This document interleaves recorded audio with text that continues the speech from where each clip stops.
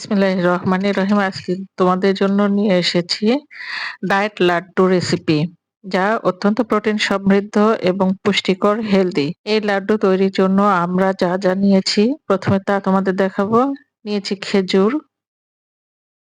নিয়েছি আখরোট, কাঠবাদাম, পেস্তা বাদাম, এখানে কুমড়ার বিচি, কাজু বাদাম।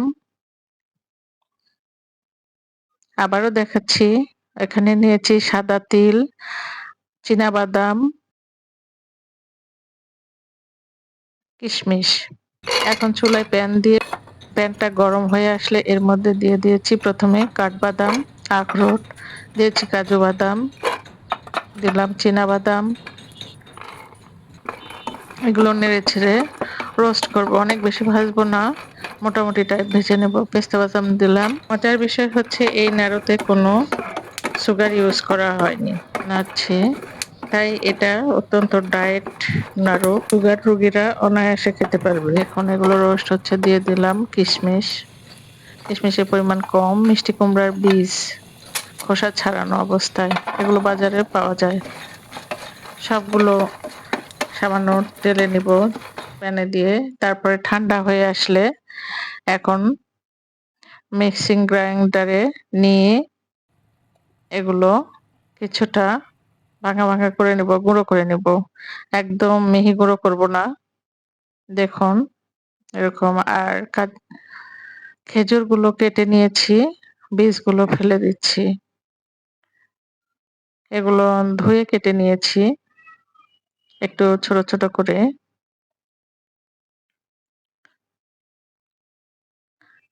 দেখিয়ে দিচ্ছি এগুলো। এখন চুলায় কড়াই চাপিয়ে তাতে প্রথমে খেজুরগুলো দিয়ে দিচ্ছি কাটা অবস্থায়। এগুলো কিছুটা মেল্ট হতে শুরু করলে দেখুন নরম হয়ে মেল্ট হতে শুরু করবে।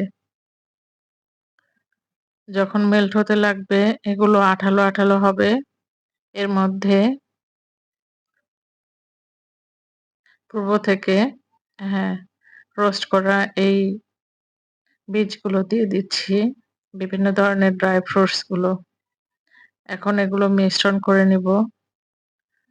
যখন মিশ্রিত হয়ে যাবে এবং ঘন হয়ে আসবে, মোটামুটি এগুলো টেনে এসেছে এবং ঘন হয়ে এসেছে, আঠালো বেশি হয়েছে, তখন আমি চুলা বন্ধ করে দিব। দিয়ে এগুলো গরম অবস্থাতেই দেখুন হাতের সাহায্যে এভাবে নাড়ুর আকৃতি দেব। হয়ে গেল আমার প্রোটিন সমৃদ্ধ অত্যন্ত সুস্বাদু ডায়েট লাড্ডু, অত্যন্ত উচ্চ প্রোটিন সমৃদ্ধ। এখন যদি আমরা মনে করি যে সাদা তিলে এটা গড়িয়ে নিব, দেখতে অনেকটাই নাড়ুর মতো লাগবে। দেখুন কত সুন্দর মিহিদানার মতো। এভাবে আমরা পরপর সবগুলো নাড়ু তৈরি করে নিব গরম অবস্থাতে। ঠান্ডা হয়ে গেলে অনেকটাই এটা ঘোল হতে চাইবে না এবং আঠালো হতে চাইবে না।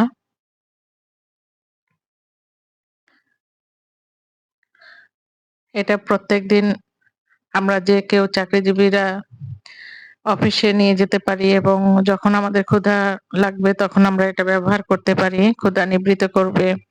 আবার বাচ্চাদের টিফিনেও এটা দেওয়া যেতে পারে। যারা সুগার রোগী আছেন তারা এটার একটা খেয়ে পানি খেলে দীর্ঘ সময় খাদ্যের চাহিদা নিবৃত্ত করে, দীর্ঘ সময় ধরে ক্ষুধা নিবৃত্ত করে, ক্ষুধা লাগবে না। চমৎকার লাড্ডুগুলো এভাবে আপনারা বাসায় আপনাদের যত ইচ্ছা করে লাড্ডু ফ্রিজে দীর্ঘদিন ধরে রাখতে পারেন, কাঁচের জারে করে। আমি অল্প করেছি, বেশি খাওয়া ঠিক না, তবে দুই একটা খাওয়া যেতেই পারে এই লাড্ডুটি বা লাড়ুটি। যে যার বাসায় তৈরি করে নিতে পারেন। ভিডিওটি পছন্দ হলে লাইক দিবেন অনুগ্রহ করে, আর চ্যানেলটি সাবস্ক্রাইব করে আমার পাশে থেকে আমাকে নতুন নতুন ভিডিও শেয়ার করতে উৎসাহিত করবেন। আমার পাশে থেকে আমাকে উৎসাহিত করুন। আবারও আপনাদের কাছে রিকোয়েস্ট, আমার চ্যানেলটি সাবস্ক্রাইব করে আমাকে উৎসাহিত করবেন। ধন্যবাদ সকলকে। আল্লাহ হাফেজ।